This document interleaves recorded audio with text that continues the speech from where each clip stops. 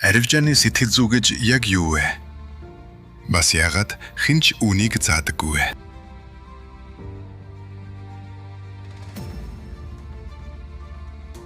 Та арилжааны сэтгэл зүй гэдэг үгийг өмнө нь зөндөө л сонсч байсан байх. Магадгүй ямар нэгэн форум групп дээр хэн нэгэн бичсэн байхыг харсан уу? Эсвэл номноос уншсан байж болох юм. Эсвэл таны дардаг трейдер цахим орчинд зүгээр л ам уралдан өнгөцсөн дурдаад өнгөрсөн ч байж мэднэ. Гэвч 10 гаруй жил арилжаа хийхдээ миний анзаарсан нэг зүйл бол бараг хинэн ч үүний жинхэнэ утга учирыг яг таг тайлбарлаж өгдөггүй. Тэд үүнийг яг л хүн бүрий мэддэг, угаасаа л ойлгомжтой зүйл мэтээр ярьдаг. Та ч гэсэн зүгээр л дотроо би үүнийг мэдэх ёстой гэж бодоод өнгөрдөг. Би байна. Өнөөдөр би яг энэ бүрхэг ойлголтыг цэгцэж өгөхөөр шийдэе.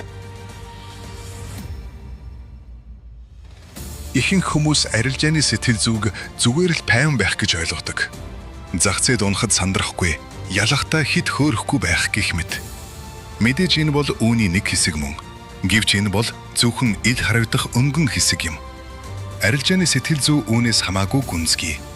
Энэ нь чарт харсан мөчөөс арилж байгаа хаах хүртэл таны тархинд өрнөж буй бүх зүйлийг хамардаг. Трейдерийн гаргаж буй шийдвэр бүр техникийн гэхээсээ илүү хамгийн түрүүнд сэтгэл зүйн шийдвэр байдаг. 2012 онд Facebook-ийн IPO-ийн дараа би арилжаа хийж эхлэхдээ сэтгэл зүй үүнтэй ямар ч холбоогүй гэж боддог байлаа. Би арилжааг цэвэр логиктэр суурилдаг гэж төсөөлсөн юм. Чартаа судлана, загвараа олно, арилжаанд орно. Тэгээл мөнгө олно. Маш энгийн. Гэвч би бүрэн буруу бодож байжээ. Учир нь хинч танд хэлдэггүй нэг үнэн бол хүний тарих арилжаа хийхэд зориулагдаагүй.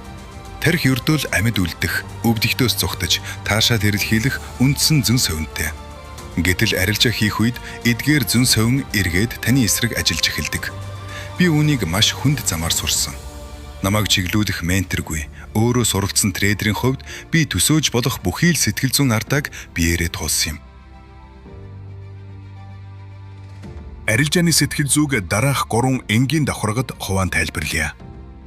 1-р давхарга таны сэтгэл хөдлөж. Энэ бол хамгийн ил тодорхой хэсэг юм. Айдас, шунал, сэтгэл хөөрөл, бухимдал, өшөө авах хүсэл зэрэг нь трейдер бүрийн өдөр тутамдаа тэмцдэг гол сэтгэл хөдлөлүүд билээ. 2-р давхарга таны итгэл үнэмшил. Та өөрийгөө трейдерийн хувьд ямар хүн гэж үздэг вэ? Та амжилт гаргах эрхтэй гэдэгтээ итгэдэг үү? Эсвэл зах зээл таны эсрэг ажиллаж байна гэж боддог уу? Таны итгэл үнэмшил ухамсаргүй түвшинт чисэн гаргаж буй шийдвэр бүрийг тань тодорхойлж байдаг. 3-р давхарга таны зуршил. Арилжааны сэтгэл зүй бол зөвхөн сэтгэл зүйн томоохон сорилтуудын тухай биш юм. Энэ нь таны арилжааны үр дүнг чимээгүйхэн бүрдүүлж байдаг өдөр тутмын жижиг зуршлуудын тухай ойлголт билээ.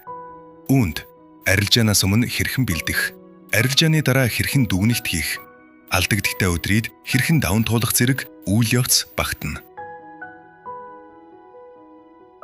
Тэгвэл арилжааны сэтгэл зүй ийм чухал юм бол яагаад хинч үүнийг зөв заадаггүй вэ? Үннээ хэлэхэд үүнийг худалдаалахад хэцүү байдаг учраас тэр. Бодоод үзтээ. Танд аль сургуульд нь илүү сонирхолтой санагдах вэ? Ашигтай арилжааг олдог нууц индикаторт суралц гэсэн нь үү? Эсвэл сэтгэл хөдлөлөө хэрхэн удирдахыг сур гэсэн нь үү? Мэдээж сэтгэл зүйн сургалт танд боддоор илүү тус болох ч индикаторын сургалт хавьгүй илүү зарагддаг. Арилжааны салбарын таныг илүү сайн сэтгэж болгохын төлөө биш, харин бэлэн систем, хэрэгсэл, дохио худалдах замаар л мөнгө олдог юм. Тийм учраас би энэ хүү цувралыг эхлүүлсэн. Зах зээлд 10 жилийг өнгөрүүлсний эцэст би юу үнэхээр үр дүнтэй байдгийг мэднэ. Энэ бүхэн зөвхөн таны оюун ухаанаас л эхэлдэг. Арилжааны сэтгэл зүй бол зүгээр нэг зөөлөн ур чадвар биш юм. Мөн жинхэнэ зүйлсийг сурсны дараа л анхаардаг хоёр дахь асуудал бүрч биш. Энэ бол хамгийн гол жинхэнэ суур зүйлээ. Үүнийг хэдий ч нэ эрт ойлгоно, төдий ч нэ эрт стратеги буруутгахаа болж үр дүнгээ боддоор өөрчлөх цорын ганц зүйлийг хөгжүүлж эхэлнэ. Тэр бол таны оюун ухаан. Дараагийн видеогоор бид арилжааг хамгийн их сүрүүлдэг хүчин зүйлсийн нэг болох шунлын тухай ярилцах болно. Мөн би энэ сургамжаас болж дансаа хэрхэн бараг л бүрэн хоосолж байсан гашуун түүхээсээ хуваалцах болно. Намайг Эрби гэдэг. дараагийн видеогоор уулзцгаая.